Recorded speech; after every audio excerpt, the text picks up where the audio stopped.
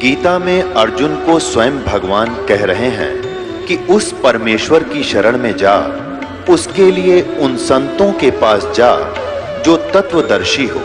इसी प्रकार हजरत मोहम्मद को उनका अल्लाह कह रहा है कि कोई और पूर्ण परमात्मा है, उसको पाने के लिए उन तत्वदर्शी संत की तलाश कर।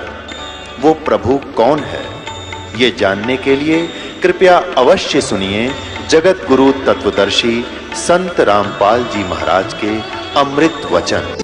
और आज आपके रूबरू कर रहे हैं जिसके अंदर कमाल कर रखा है। यह पत्रिका जो दास आपको दिखा रहा है, ये केवल 2 पेज देकर गया कोई भक्त, यहां किसी भक्त को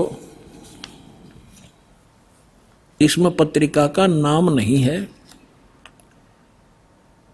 लेकिन इसमें वाणी जो लिखी है यह कमाल की है। देखिएगा, यथार्थ है। इसका फिर भक्तों ने इस YouTube पर भी खोजा है, जो ज्यों का त्यों पाया है। देखिएगा,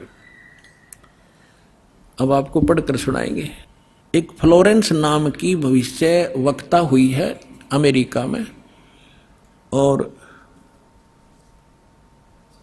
उसने इस दास के बारे में, एक महापुरुष के बारे में, ये तो आप कहने की जरूरत नहीं, बार बार कहना अच्छा भी ना लगता, आप पे पता लग जाएगा सब सारे लक्षणों को जब आपके रूबरू किया जाएगा।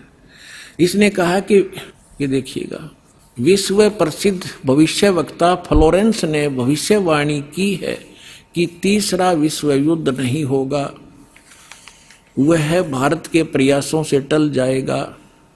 एक दिव्य महापुरुष की विचारधारा से भारत में एक आध्यात्मिक लोग सत्ता में आएंगे। उस महापुरुष के अनुयायी उनकी इस नई विचारधारा को विश्व में फैलाएंगे। भारत ही नहीं, पूरे विश्व के लोग उस विचारधारा से प्रभावित होंगे। भविष्य वक्ता फ्लोरेंस की महत्वपूर्ण वाणियां। अब देखिए, ये है वो, पूरा देखना एक बार। ये है वो बहन जिसका फोटो है, ये चित्र बना है इस पत्रिका के अंदर। ये वो बहन खड़ी है, जैसे एक फिलोसफर की तरह इनकी दृष्टि स्पष्ट दिखाई दे रही है। अब इसके हम आगे और पढ़ेंगे तो आनंद घना होगा। इसके हमने फोटो स्टेट कर रखी है, इसमें निशान लगा रखे, इसमें कुछ उभरे हुए अक्षर हैं, अच्छे पढ़े जाएंगे। देखिए, इसमें ज़्यादा ना पढ़ के हम अपने काम का पढ़ेंगे। वो हमने 53 पर पढ़ा था, ये हमने 53 पृष्ठ है इसका, इस पर पढ़ा था। ये यहाँ 53 पृष्ठ है, यहाँ देखा था 53 पृष्ठ पे। और अब हम यहाँ पढ़ेंगे 54 पृष्ठ पे। ये 54 पृष्ठ है। अब देखिएगा यहाँ क्या लिखा है। पहले उसने बताया कि इस प्रकार बहुत सी भविष्यवाणियां इसकी, इराक के राष्ट्रपति सद्दाम हुसैन ने अमेरिका से युद्ध किया, इस प्रकार की बहुत सी खतरा मंडला रहा था, टल गया। फ्लोरेंस की इतनी भविष्यवाणियां सच साबित हुई हैं कि कोई उनकी भविष्यवाणियों पर शक तक नहीं कर सकता। वैज्ञानिक भी उनकी भविष्यवाणियों के सच होने से आश्चर्यचकित हैं। फ्लोरेंस ने अपनी भविष्यवाणी में कई बार भारत का जिक्र किया है। The fall of sensational culture नाम की अपनी पुस्तक में उन्होंने लिखा है, सन 2000 आते आते प्राकृतिक संतुलन भयावह रूप से बिगड़ेगा। यानी लोगों में दुराचार, रिश्वतखोर, हाहाकार, बेईमाना घर कर जाएगा।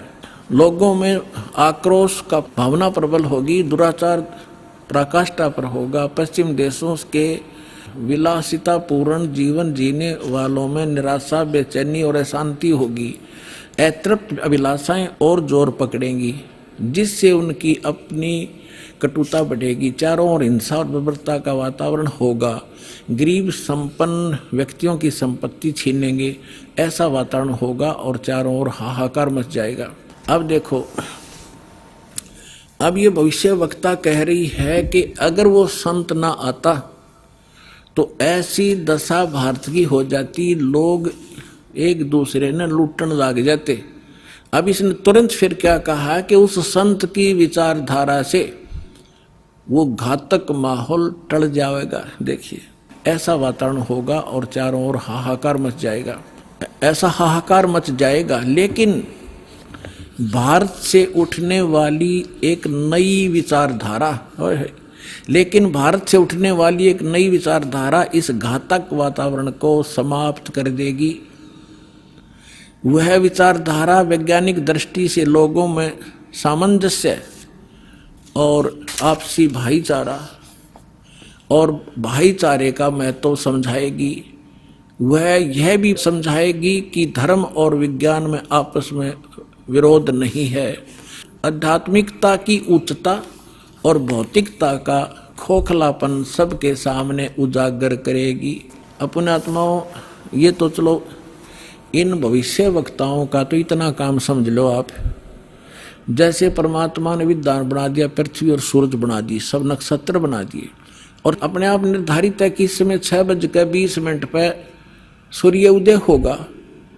अगर कोई खगोल भगोल का ज्ञाता अब बता दे कि फलानी तारीख को 6:20 पर सूर्य उदय होगा, वो ना बताता तो भी उसी समय होना ही था वो, क्योंकि उस परमात्मा ने वो निर्धारित सिस्टम बना ही रखा है।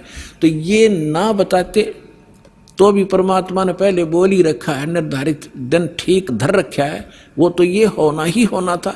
ये बता रहे हैं तो आपके लिए और ज्यादा गोल्डन चांस है। सभी पुण्यात्माओं ने देर नहीं करनी चाहिए। महापुरुष बार बार कोई झूठ बोल रहे हैं, परमात्मा ने कहा, सब संत कहें, और ये भविष्यवक्ता बताने लाग रहे जो इस देश से भी संबंधित नहीं थे, और फिर भी नहीं समझोगे तो कति बालक हो तुम, तो बुद्धि ही नहीं दी फिर आपको।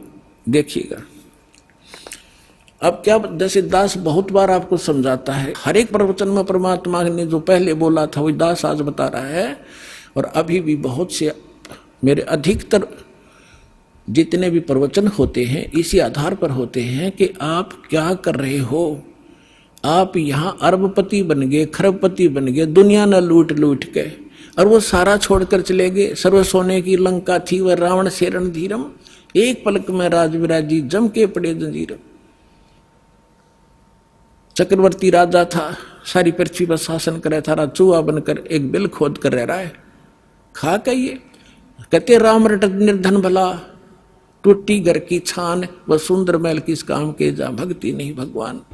तो यहाँ ये बताना चाह रहे हैं, ये माइन बहन ने बताया है कि वो संत की विचारधारा से आध्यात्मिकता की उच्चता और इस भौतिकवाद का खोखलापन उजागर होगा। ये हो रहा है आपके सामने, और सबकी आत्मा मान रही इस बात को, सचमुच ऐसा है। देखिए ये कह रहे हैं कि आध्यात्मिकता की उच्चता और भौतिकता का खोखलापन सबके सामने उजागर करेगी। मध्य वर्ग उस विचारधारा से बहुत प्रभावित होगा। आप जितने यहाँ आ रहे हो बिल्कुल मीडियम वर्ग के बच्चे हो सारे, बिल्कुल। और देखो कैसे आप उमड़ उमड़ कर आ रहे हो, कैसे मान रहे हो दास ने जो बोल दिया फाइनल है, ना किसी को लेना है ना देना है। विवाह एक सिंपल वे से करना है। हम विवाह के ऊपर इतना खर्चा कर देते हैं, फिर आगे छूचक बात पता नहीं कितने कुबाड़ हमने सर पर रख लिए। जब ब्रह्मा विष्णु महेश का ब्याह किया था दुर्गा ने, ना कोई बाती था ना बराती था, ना कोई जलेबी तारे था, ना कोई डीजे बजानिया था। उठाकर कह दिया, ले भाई ब्रह्मा या तेरी पत्नी सावित्री अपना घर बसा बेटा। लक्ष्मी दे दी विष्णु को, ले बेटा या तेरी पत्नी जाओ अपना घर बसाओ। और शंकर जी को पार्वती दे दी, जाओ भाई हो गया ब्याह। और ये बाकी बकवाद तो बेमतलब की हैं जो हम किया करते थे, अपने सिर पर बोझ धर लिया सारा जीवन इन बकवादों के लिए, जोड़े जाते लुटे जाते यहीं फूक जाते। अब देखिएगा खोखलापन उजागर कर देगी। मध्य वर्ग उस विचारधारा से बहुत प्रभावित होगा। यह वर्ग समाज के सभी वर्गों को अच्छे समाज के निर्माण के लिए उत्प्रेरित करेगा। यह विचारधारा पूरे विश्व में चमत्कारी परिवर्तन लाएगी।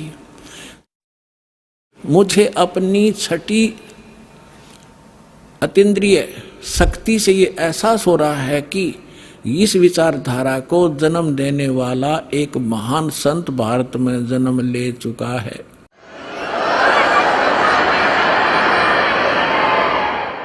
ये देखिएगा यहाँ लिखा है कि एक पत्रकार ने 1964 में फ्लोरेंस से पूछा था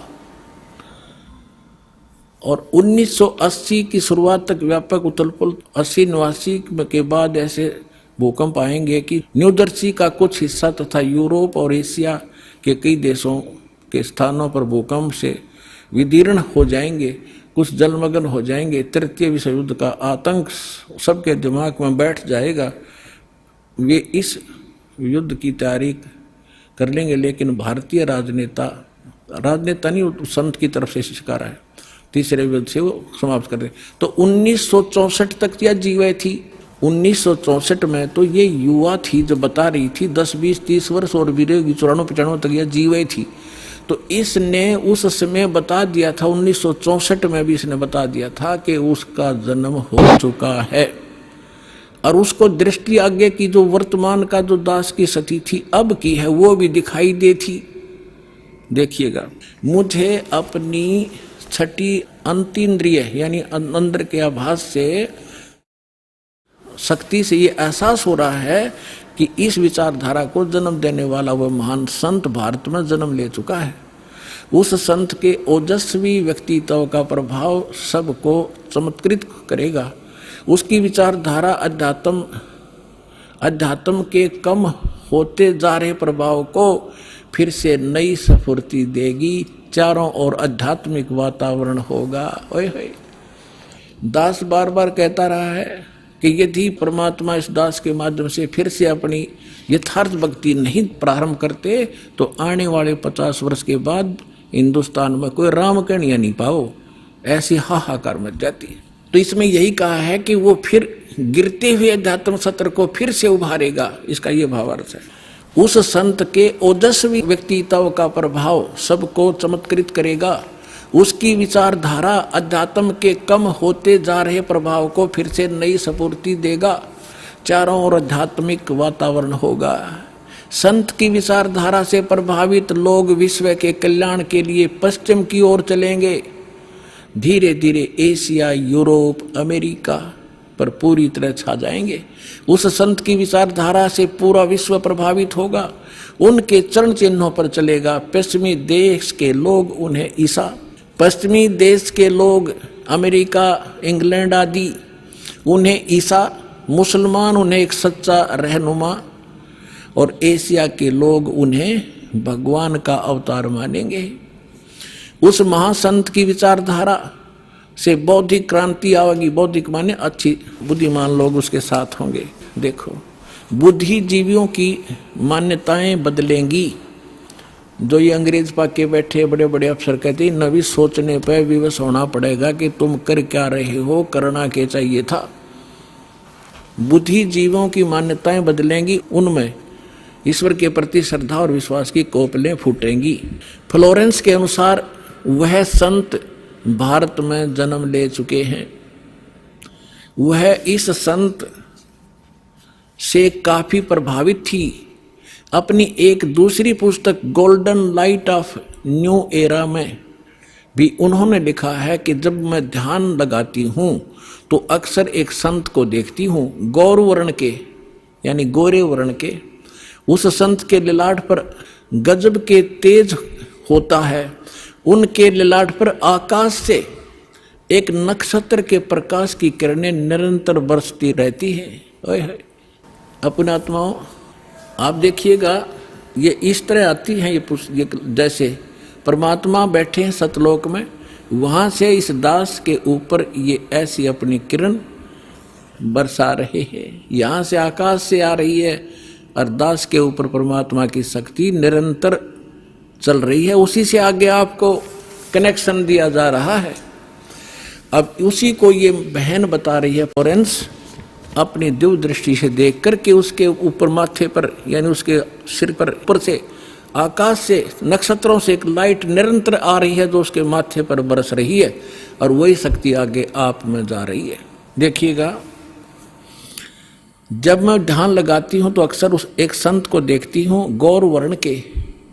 अब देखो यहाँ थोड़ा सा लिखना भूल गया, फिर इन भक्तों ने अपना ने एक बुक इसने बताई है। देखिएगा, एक दूसरी पुस्तक golden light of new era, ये एक बुक है। इस बुक के आधार से भक्तों ने एक वेबसाइट से निकाला है, वेबसाइट से इसकी से इंग्लिश में है उसकी वाणी। वो इस प्रकार देखिएगा, यही है। I can clearly visually A golden era divine, वो कहती है मैं देखती रहती हूँ। यहाँ देखना, यहाँ पर है जो हिंदी उसने किया वो यहाँ से है। When I enter great flights of meditation, I visualize, मैं देखती हूँ। ये क्या कहती है बहन कि जब मैं ध्यान की गहन ऊंचाइयों को छूती हूँ, यानी जब मैं ऊपर उड़ती हूँ ध्यान से, तो मैं क्या देखती हूँ, देखिएगा।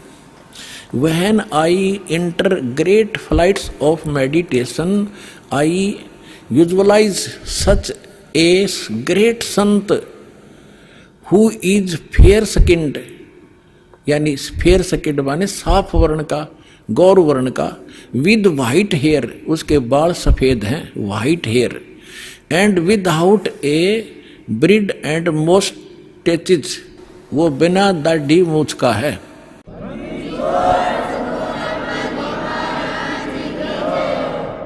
और उसके सफेद बाल हैं। दास की इस एज को वो उस समय देख रही थी कि उस समय वो ढूंढा ठावेगा। अब उसी का अंश इसने यहाँ थोड़ा सा कम अनुवाद कर पाया, ये भूल गया होगा। इसने अपनी दूसरी पुस्तक golden light of new era में भी लिखा है, जब मैं ध्यान लगाती हूँ तो अक्सर एक संत को देखती हूँ, गौर वर्ण के, आगे लिखना भूल गया, सफेद बाल थे, बिना दाढ़ी मूंछ का। अब दरअसल क्या है कि ये कोई पत्रकार ने उस वाणी को, उसकी बोली हुई को अपने ढंग से चित्रार्थ किया है। तो इन लोगों का दृष्टिकोण था किसी और संत पे कि वो हो सकता है। इसमें लिख रखा है कि वो श्री राम शर्मा होगा। इस अंग्रेजी वाले ने आगे चल के दो, जैसे गीता मूल तो सही है, मूल पाठ गीता का, अनुवादकर्ताओं ने अपने हिसाब से श्री कृष्ण का ऊपर बना रखी थी, श्री कृष्ण बोल रहा है गीता। तो ये लोग ऐसे यहाँ ये जान के छोड़ गया कि वो सफेद बाल होंगे और बिना दाढ़ी मूंछ वाला होगा, इसलिए यहाँ छोड़ गया। इसमें इंग्लिश वाली में उसकी में साफ लिखा है, वो उसकी अपनी बोली हुई भविष्यवाणी है, अपनी भाषा में। यहाँ देखिएगा, जब मैं ध्यान लगाती हूँ तो अक्सर एक संत को देखती हूँ गौर वर्ण के। उस संत के ललाट पर गजब के तेज होता है, उनके माथे पर ललाट पर आकाश से एक नक्षत्र के प्रकाश की किरणें निरंतर बरसती रहती हैं। मैं देखती हूँ कि वह संत अपनी कल्याणकारी विचारधारा तथा अपने सच्चरित्र प्रबल अनुयायियों की शक्ति से पूर्ण विश्व में नए ज्ञान का प्रकाश फैलाएगा। आप देख रहे हो, बंदी छोड़ के बच्चे कहाँ जा करके दूर दूर जा करके आज प्रचार कर रहे हैं परमात्मा के ज्ञान का। वह संत अपनी कल्याणकारी विचारधारा तथा अपने सच्चरित्र प्रबल अनुयायियों की शक्ति से संपूर्ण विश्व में नए ज्ञान का प्रकाश फैला रहे हैं। वह संत अपनी शक्ति निरंतर बढ़ा रहे हैं। उनमें इतनी शक्ति है कि वह प्राकृतिक परिवर्तन भी कर सकते हैं।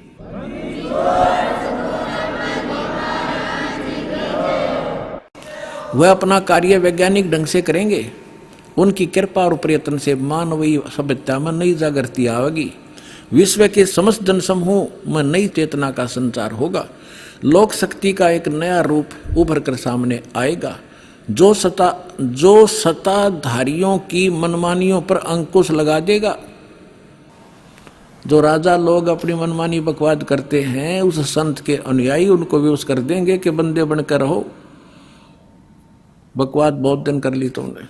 विश्व के समस्त जनसमूह में नई चेतना का संचार होगा। लोक शक्ति का एक नया रूप उभर कर सामने आएगा और जो सत्ताधारियों की मनमानियों पर अंकुश लगा देगा। राजनेताओं के ऊपर मनोचिकित्सक तथा सम्मोहन कला के विश्व प्रसिद्ध ज्ञाता डॉक्टर मोरे बर्स्टीन की फ्लोरेंस से अच्छी दोस्ती थी। एक बार फ्लोरेंस ने उनसे भी कहा था कि डॉक्टर, वह समय बड़ी तेजी से निकट आ रहा है जब सत्ता लोलुप्त राजनेताओं की अपेक्षा आप जैसे समाज सेवकों की बातें अधिक ध्यान से सुनेगा। 21वीं सदी के आते आते एक नई विचारधारा पूरे विश्व को प्रभावित करेगी। हर राष्ट्र में सचित्र धार्मिक लोगों का संगठन लोगों के दिमाग में बैठी गलत मान्यताओं को बदल देगा। यह विचारधारा भारत से प्रस्फुटित होगी, भारत से चलेगी और विश्व के पूरे देशों में फैलेगी। मैं उस पवित्र स्थान पर एक प्रचंड तपस्वी को देख रही हूं, जिसका तेज बड़ी तेजी से फैल रहा है। मनुष्य में सोए देवताओं को जगाने तथा धरती को स्वर्ग जैसा बनाने के लिए वह संत दिन रात प्रयत्न कर रहे हैं। एक पत्रकार ने 1964 में फ्लोरेंस से पूछा था कि क्या वह दुनिया का भविष्य बता सकती है। फ्लोरेंस ने इसके बाद जवाब में कहा था 1980 में ये होगा, 1990 में ये होगा, सारा कुछ बताया था। ठीक, आगे क्या बताया है कि तीसरा विश्व युद्ध के शुरू होने तक भारत के शासन की बागडोर, ये कहते हैं कि विश्व युद्ध का आतंक सबके दिमाग में बैठ जाएगा और भारतीय राजनेता अपने प्रभाव और बुद्धि से तीसरे विश्व युद्ध को टालने में सफल हो जाएंगे।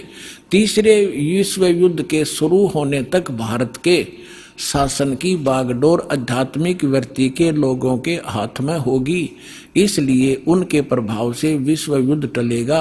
वे शासक एक महान संत के ओजस्वी तथा क्रांतिकारी विचारधारा से प्रभावित होंगे।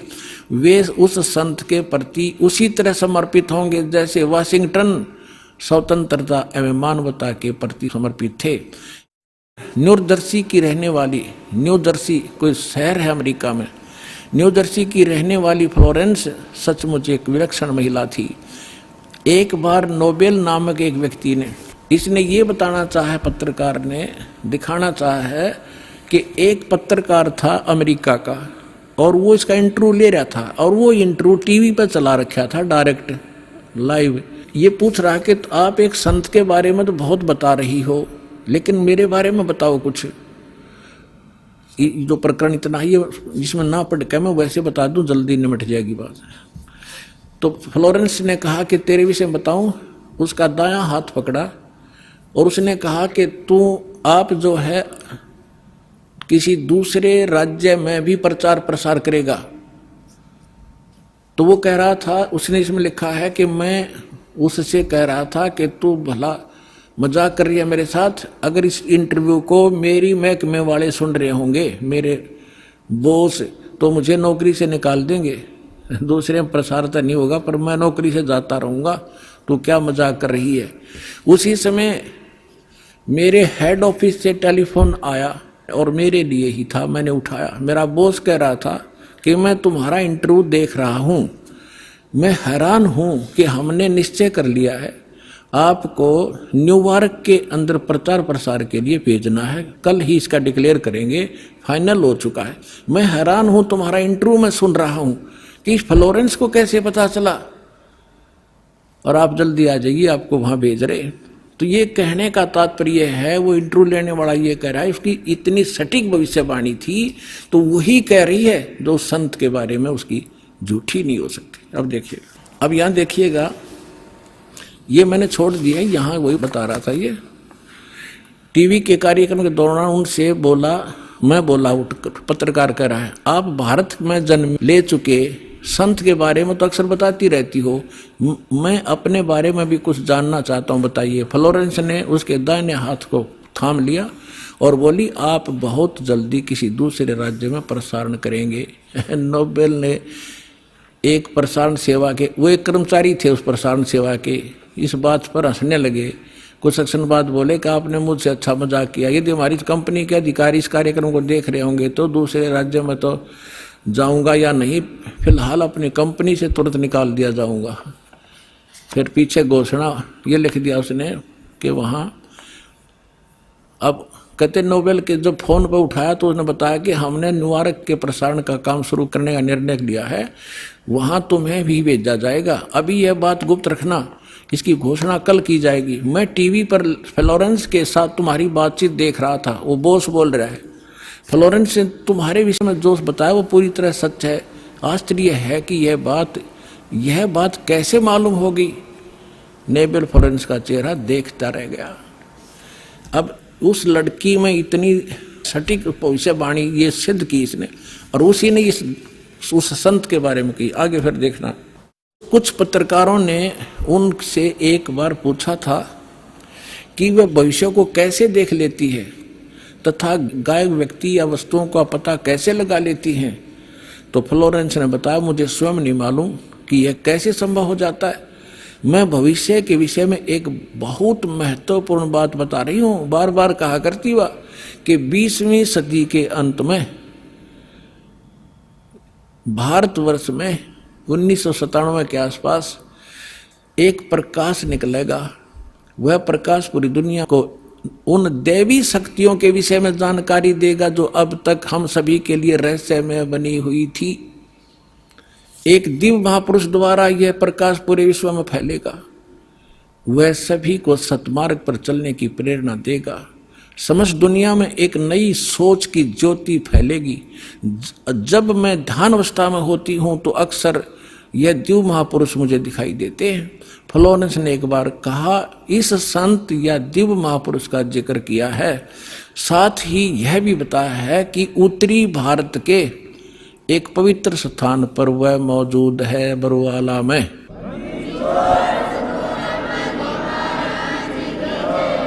सत साहिब। अब आप हिसाब लगा लियो पुण्यात्माओं, कौन है वो? परम पिता परमात्मा पूर्ण ब्रह्म, सारी सृष्टि के रचनहार कबीर परमेश्वर जी की असीम रजा से आप परमात्मा की प्यारी आत्माएं परमेश्वर की महिमा सुनने के लिए उपस्थित हुए। पुण्यात्माओं, परमेश्वर ने आके हमें ज्ञान कराया कि जिस लोक में आप रह रहे हो ये आपका स्थायी स्थान नहीं है।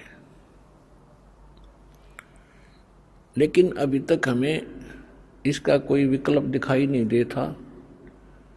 हमने अपने दादे परदादों को, अपने पूर्वजों को ऐसे ही क्रियाएं करते देखा। उनकी मृत्यु होगी, उसके बाद उनकी क्रियाक्रम कराते रहो, इसको अंतिम इस जीवन का लक्ष्य मान लिया था। अब परमात्मा ने आके बताया है, परमेश्वर ने, कि बच्चों तुम यहाँ के वासी नहीं हो। आप एक ऐसे स्थान से आए हो जिसकी कसक आज भी आपके हृदय के अंदर है, और उस सुख की खोज में आप इस काल के लोक में लगे हुए हो। जैसे परमात्मा ने आके बताया है कि इस काल ने अपनी माया से, दुर्गा से ऊपर के लोकों की, परमात्मा वाले लोकों की एक नकल करवा रखी है, झूठी, डुप्लीकेट, हूबहू। ऐसे ही सतलोक के अंदर नर नारी हैं और उसमें बहुत ही सुख पदार्थ है और वहाँ कोई दुख नहीं है। तो काल ने भी यहाँ ऐसी ही नकल कर दी, लेकिन हमारा जो बॉडी है प्रत्येक प्राणी का, ये 5 तत्वों से बनवा दिया, और वहां पर केवल एक तत्व से है, नूरी तत्व से। उसमें वृद्ध अवस्था नहीं है, वहां मृत्यु नहीं होती, वो अदर अमर शरीर है। अब जैसे नमक की बोरी हो, नमक का ढेर पड़ा हो या किसी बोरी में रखा हो, और एक तरफ बूरा रखी हो,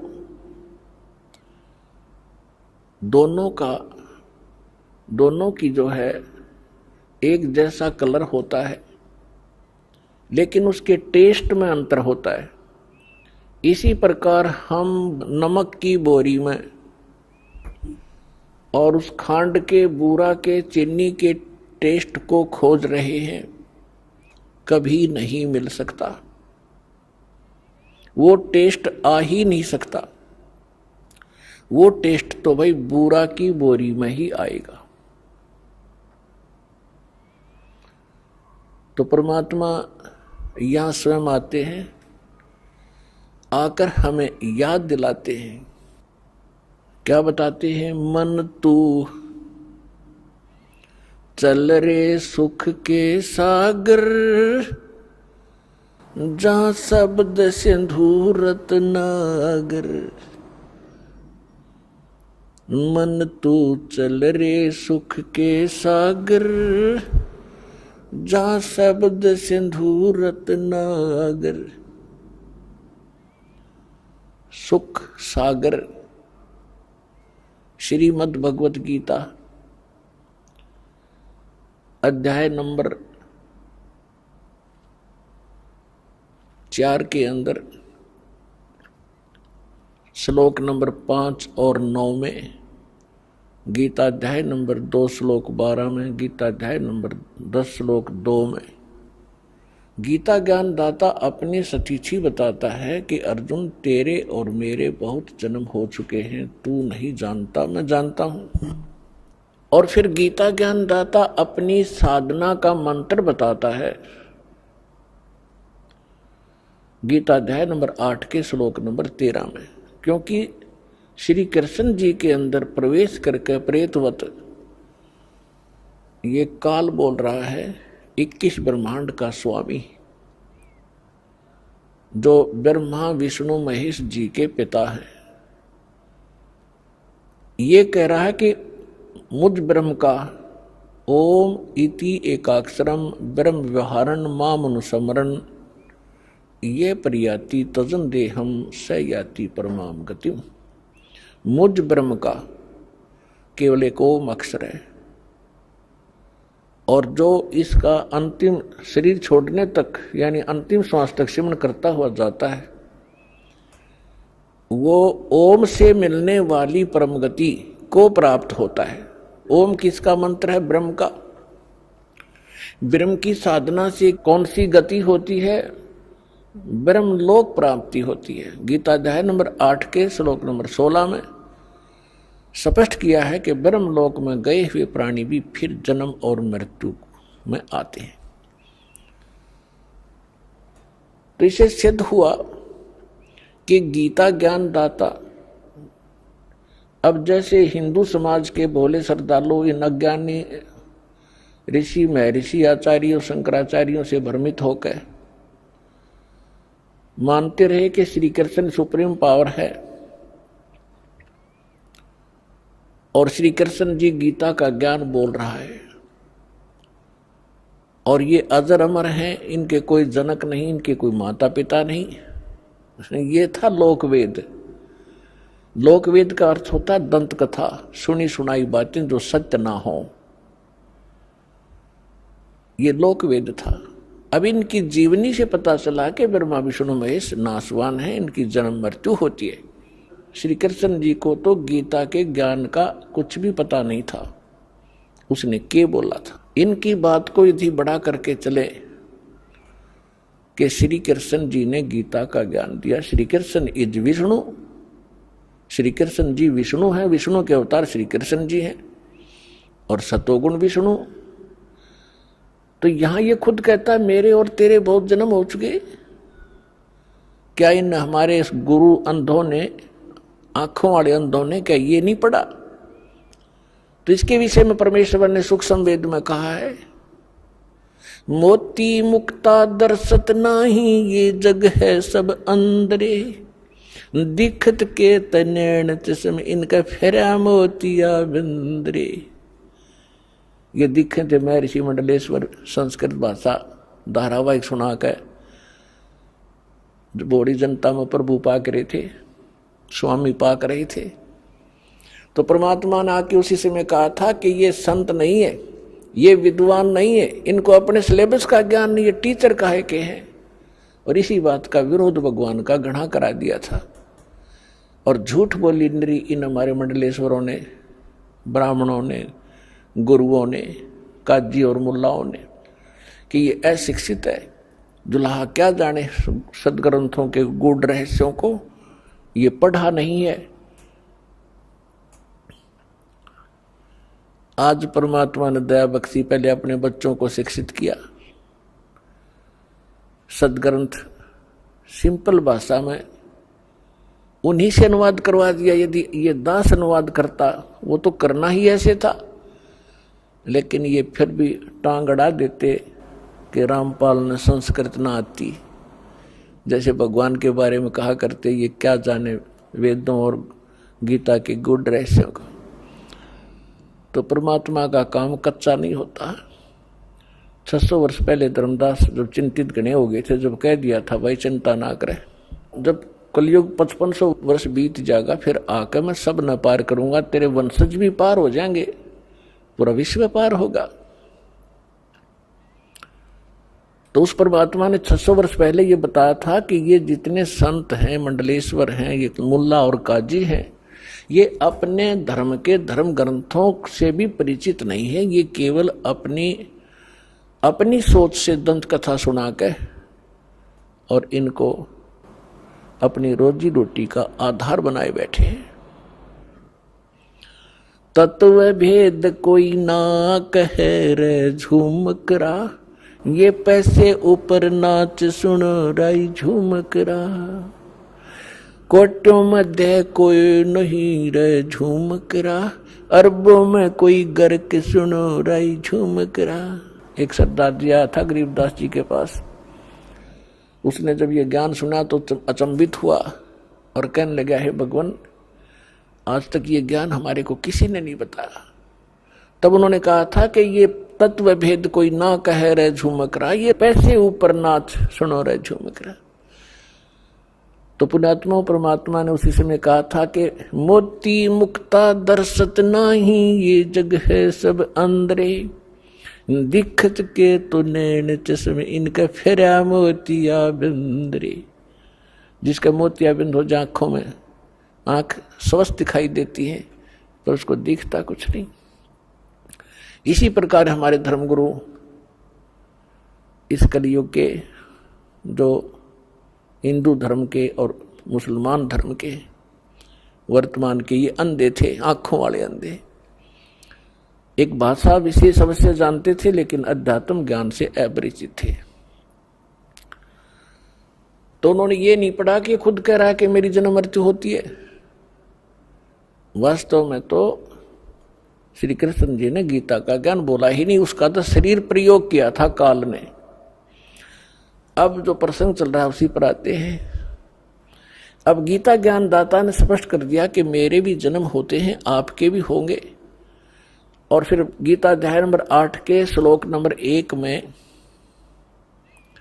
अर्जुन ने प्रश्न किया कि भगवान आप कह रहे हो 7वें अध्याय के 29वें श्लोक में कि जो उस तत्ब्रह्म से परिचित हो जाता है और सारे अध्यात्म ज्ञान से परिचित है, सभी कर्मों से परिचित है, वो केवल जरा और मरण से मोक्ष प्राप्ति के लिए, छुटकारा पाने के लिए ही प्रयत्न करते हैं। अर्थात वो इस संसार के प्रत्येक इस नाशवान सुख से, नाशवान क्रियाओं से परिचित हो जाते हैं। वो फिर इस संसार की किसी वस्तु की डिमांड नहीं करते हैं। कबीर साहब भी अपनी महिमा आप पर बताते हैं संसार की, सचीची बताते हुए कहते हैं, क्या मांगू कुछ थिर ना रहाई, और देखत नैन चला जग जाई, 1 लाख पूत 1.25 लाख नाती, उस रावण के अज दीवा न बाती। फिर परमात्मा कहते हैं, आवत संग ना कोई जात संगाती। जब तुम यहां आए तब ना पत्नी साथ आई थी, ना पुत्र पुत्री साथ आए थे। जब तुम यहां से जाओगे तब तो आपके साथ इनमें से कोई नहीं जाएगा। आवत संग ना जात संगाती, और क्या भयादर बंदे हाथी।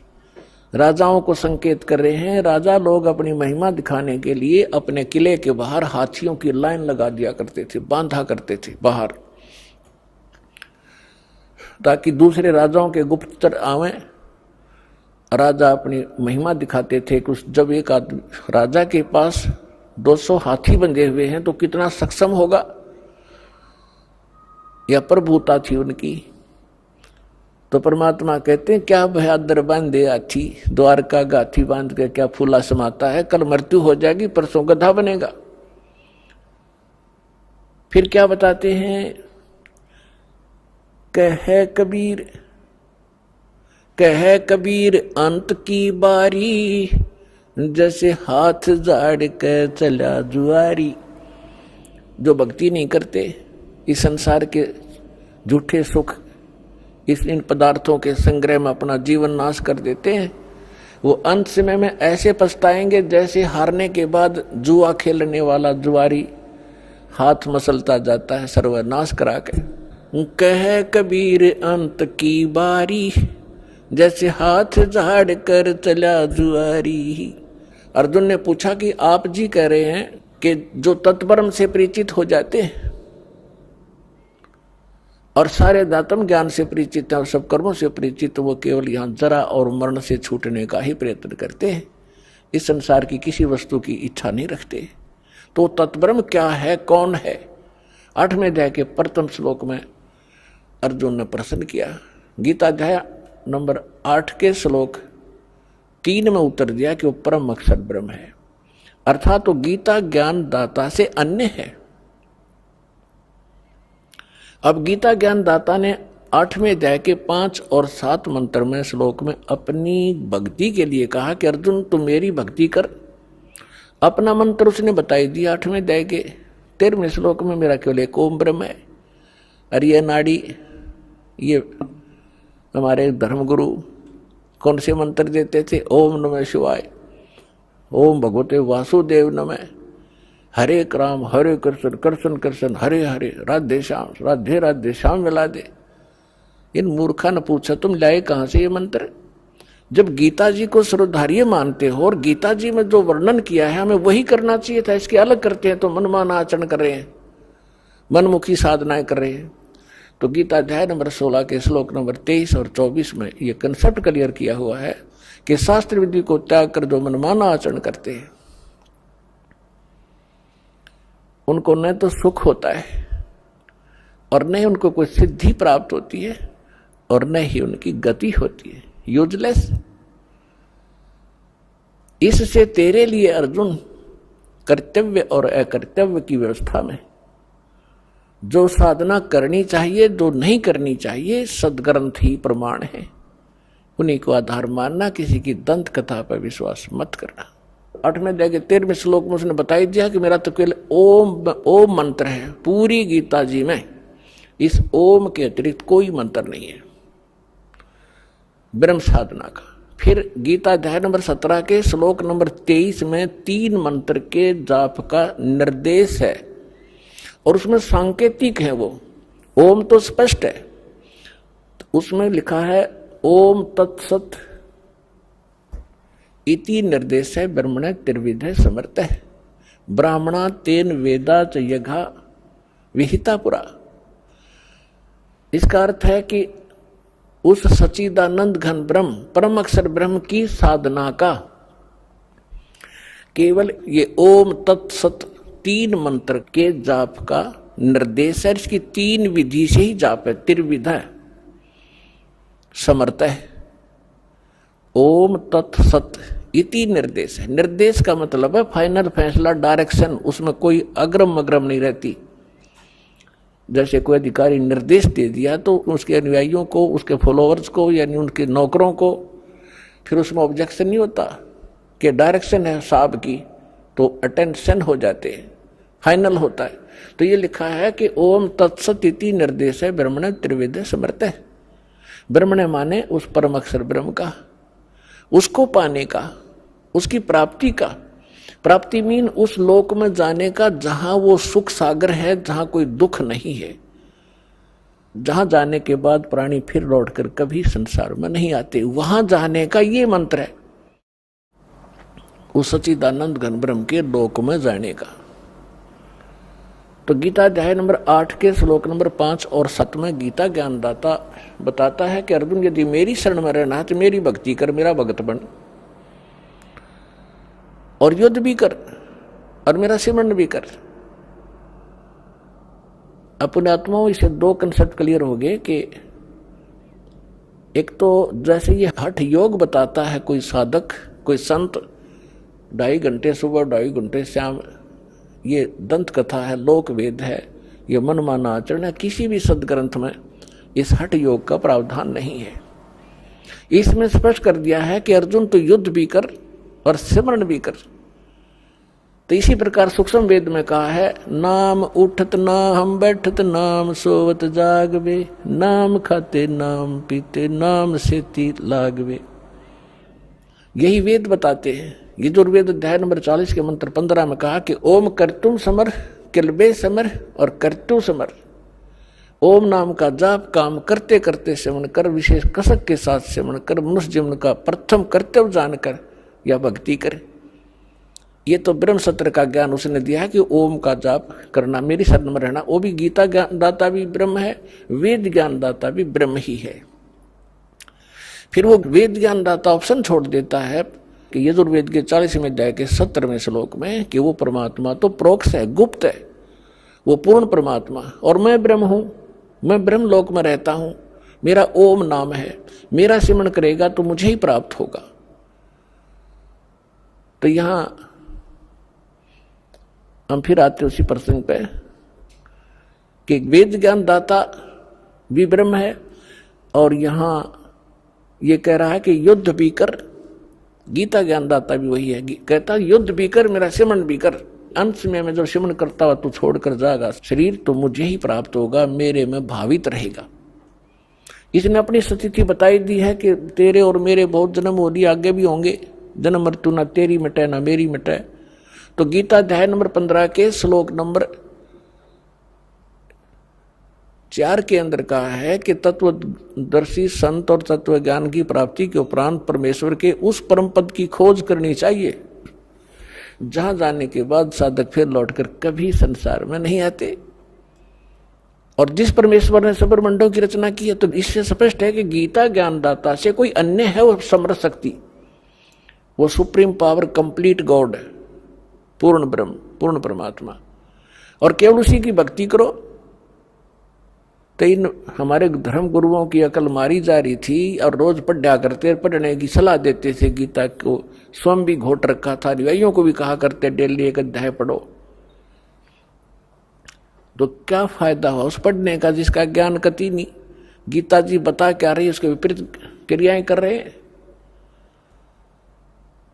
तो गीता अध्याय नंबर 18 के श्लोक नंबर 62 में कहा कि अर्जुन तू सर्वभाव से उस परमेश्वर की शरण में जा, उस परमेश्वर की कृपा से तू परम शांति को और सनातन परम धाम को, सनातन शाश्वतम स्थानम, शाश्वत सदा रहने वाला जिसका नाश कभी ना हो, और जहां गए प्राणी फिर लौटकर संसार में जन्म मृत्यु में नहीं आते,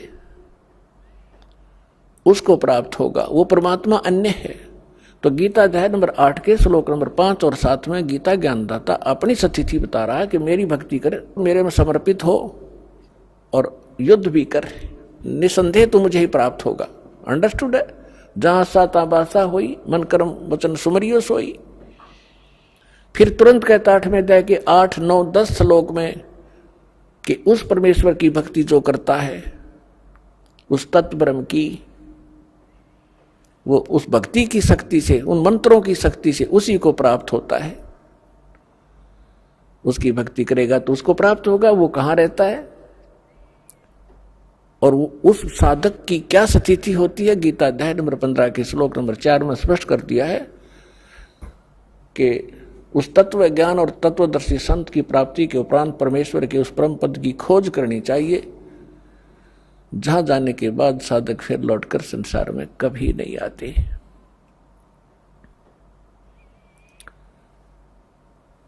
तो पुण्यात्माओं, ब्रह्मा विष्णु महेश नासवान, इनका पिता ये ब्रह्म सरपुरुष, ये भी नासवान, इसकी भी जन्म मृत्यु होती है। आज तक हम ब्रह्मा विष्णु महेश जी को अविनाशी कहा कर सुना करते थे इन अज्ञानी धर्मगुरुओं से,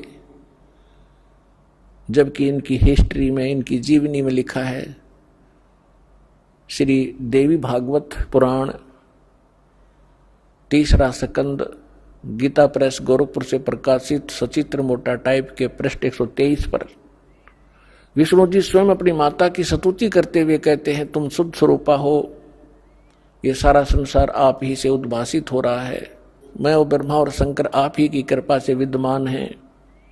हमारा तो आविर्भाव माने जन्म, तिरोभाव माने मृत्यु हुआ करता है।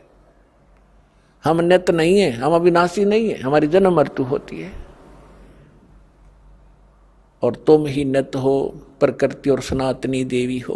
शंकर भगवान भी कहते हैं, माता यदि उसके बाद ब्रह्मा जी उत्पन्न हुए वो आपके पुत्र हैं, तो क्या मैं आपका बच्चा नहीं? अर्थात मुझे भी उत्पन्न करने वाले आप ही हो। तो पुण्यात्माओं, इससे सिद्ध होगा कि ब्रह्मा जी नासवान, विष्णु जी नासवान, शिव जी नासवान, शंकर भगवान नासवान, इनके पिता नासवान, जिसको गीता अध्याय नंबर 15 के श्लोक नंबर 16 और 17 में 3 पुरुष बताए। पुरुष माने प्रभु, स्वामी, एक सरपुरुष, एक अक्षर पुरुष। इनके विषय में बताया है 16वें श्लोक में 15वें अध्याय कि ये दोनों नासवान है। आइए अब हम उन श्रद्धालुओं के अनुभव जानते हैं जो जगत गुरु तत्वदर्शी संत रामपाल जी महाराज जी से दीक्षा प्राप्त कर चुके हैं तथा उनके द्वारा बताए गए भक्ति मार्ग पर चल रहे हैं। सर, क्या शुभ नाम है आपका? मेरा नाम राजू दास भगत जी है जी। सर, आप कहाँ से आए हैं? मेरा गांव हरचंदपुर, जिला बागपत, तहसील खेकड़ा, उत्तर प्रदेश से है जी ये दास। सर, संत रामपाल जी महाराज से जुड़े हुए आपको कितना समय हो गया है? सन 2015 में 1 अगस्त को जी दास को 2 साल पूरे हो गए हैं जी। सर, संत रामपाल जी महाराज जी की शरण में आने से पहले आप किन देवी देवताओं की पूजा करते थे? ये दास लोकवेद के आधार पर जो अपने घर परिवार में जो भक्ति किया करते थे, शिव जी महाराज की भक्ति करते थे और देवी देवताओं की भक्ति किया करते थे। और जी हमारे यहाँ पे प्रचलन है कि कावड़ लाया करते थे और बालाजी भी जाया करते थे। सर, जो भक्ति आप करते थे, शिव जी की पूजा करते थे, कावड़ भी लेके आते थे, बालाजी के मंदिर भी जाते थे, तो ये जो भक्ति आप करते थे, इनसे आपको क्या लाभ मिला? मुझे जी इनसे किसी भी प्रकार का कोई भी लाभ नहीं मिला। जो भी मतलब मेरे अंदर जो भी परेशानियां थी, जो मतलब शारीरिक तो मानसिक तो किसी भी प्रकार की कोई भी मतलब मतलब ये जाते थे हम दर्शनार्थ के लिए कि भाई हमें ये सुख मिलेगा, ये परेशानियां हमारी दूर होंगी, लेकिन मुझे किसी भी प्रकार का कोई भी लाभ नहीं मिला। सर, संत रामपाल जी महाराज जी की शरण में कैसे आए आप? संत रामपाल जी महाराज जी की शरण में ऐसे आया हूँ क्योंकि हमारे गांव के एक भगत जी थे। उन भगत जी ने मुझे बताया, मुझे अचानक वो मिल गए गांव से बाहर, तो हमने उनसे राम राम करी। तो वे कहने लगे कि भी राजू, तू जिस भगवान की तलाश में फिर रहा है ना, वो भगवान तुझे हम मिलवाएंगे। मैं कहा जी आप मिलवा दो। मैंने तो जी सब जगह मतलब जी मैं कावड़ भी ले आया हूँ, बालाजी के भी दर्शन कर लिए, शिव जी की भी भक्ति करके देख ली और ये नवरात्रों के भी व्रत करके देख लिए। मुझे तो किसी भी प्रकार का कोई भी लाभ नहीं हुआ। कृष्णपाल भगत जी ने मुझे बताया कि भाई तुम मेरे साथ चलना, जिला हिसार बरवाड़ा हरियाणा के अंदर, वहाँ पे पूर्ण संत आए हुए हैं और वो जो हैं आपको मतलब नाम दीक्षा देंगे और उनकी बताए हुए जो शास्त्र अनुकूल साधना है, जो अपने 4 वेदों में, 6 शास्त्रों में, 18 पुराणों में और उनका जो सार है श्रीमद् भगवद गीता जी के आधार पर भक्ति बताते हैं, जो शास्त्र अनुकूल साधना है वो आपको बताएंगे और वो दीक्षा प्राप्त करने के बाद में जो है नाम मंत्र मिलेंगे, उनका आप जाप करना। तो मैंने फिर उनसे कहा कि जी आप कब चलोगे? तो उन्होंने मुझे बताया कि भाई मैं अगले जो सत्संग स्टार्ट होगा उसमें चलूँगा, आप मेरे साथ चलना। तो वो मुझे वहाँ लेकर के गए और मैंने वहाँ जाके जो व्यवस्था थी, वहाँ पे इतनी अच्छी व्यवस्था थी कि सभी भक्त भाई इतने प्रेम से मतलब मिलते थे और बात करते थे कि मतलब ऐसा लगा कि भाई यही मतलब वो सच्चा ज्ञान है, यहीं पे वो सच्चा ज्ञान हो सकता है जिसके लिए मैं मतलब हरिद्वार भी गया हूँ, बालाजी भी गया हूँ, शिवजी महाराज की भी भक्ति करी, लेकिन किसी भी प्रकार का कोई भी लाभ नहीं मिला मुझे। लेकिन वहाँ जाने के बाद एक आत्मिक प्रसन्नता हुई, आत्मिक खुशी मिलने लगी। नाम लेते के साथ ही मतलब एक बहुत ही अपार खुशी मिलने लगी मुझे कि मतलब यही पूर्ण भक्ति है, यही शास्त्र अनुकूल साधना है, जो अपने गीता जी के अध्याय नंबर 15 के 1 से लेकर 4 तक में बताया है कि जो ये संसार है उल्टा लटका एक पीपल वृक्ष के समान है, इसकी जड़ ऊपर को है, फिर तना है, फिर डार है, फिर टहनियां है, ये पात रूप संसार में हम सब आते हैं। अभी तक हम क्या कर रहे थे कि हम पत्ते जो हैं वो टहनियों को पूज रहे थे, लेकिन हम पूर्ण परमात्मा, पूर्ण संत की भक्ति नहीं कर पा रहे थे जो सतगुरु के द्वारा बताई जाती है। तो हमने संत रामपाल जी महाराज जी से दीक्षा लेकर के वो शास्त्र अनुकूल साधना कर रहे हैं। सर, जो सद्भक्ति संत रामपाल जी महाराज जी ने आपको दी है, उस भक्ति से आपको क्या लाभ मिला? जी इतना लाभ मिला है कि मानसिक मतलब सुख मिला है, शारीरिक और आर्थिक भी सुख मिला है। किसी भी प्रकार की कोई परेशानी नहीं है। एक बार इस दास के जो है कान में पर्दे में छेद हो गया और छेद होने के कारण इतना दर्द, असहनीय दर्द होने लगा कि मेरे से ना तो रोटी खाई जाए और ना ये आँख की जो पलक है ये भी लगनी बंद हो गई थी। और मतलब ये लक्षण लगने लगे थे, डॉक्टर कहने लगे कि ये जैसे फेस का जो हाफ पैरालाइज होता है उस तरह का, मतलब ये डॉक्टर कहने लगे कि हाफ पैरालाइज के लक्षण हैं। तो मैं बहुत घबराया, बहुत चिंतित हुआ। तो फिर मैंने जो है आश्रम में नंबर लगाया। आश्रम से मुझे बताया गया कि भाई इस नंबर पे शाम को पता कर लेना। तो मैंने जो है अपनी समस्या बताई, अपनी दिक्कत बताई कि मुझे ये परेशानी है। तो परमात्मा का वहाँ से संदेश मिला कि परमात्मा दया करेंगे और मैं तो तभी से बिल्कुल खुश हूँ और सुखी हूँ। किसी भी प्रकार की कोई दिक्कत नहीं है। आज रोटी भी सही तरीके से खा रहा हूँ और सुन भी सही तरीके से रहा हूँ। किसी भी प्रकार की कोई परेशानी नहीं है। ये बहुत बड़ा ही सुख है।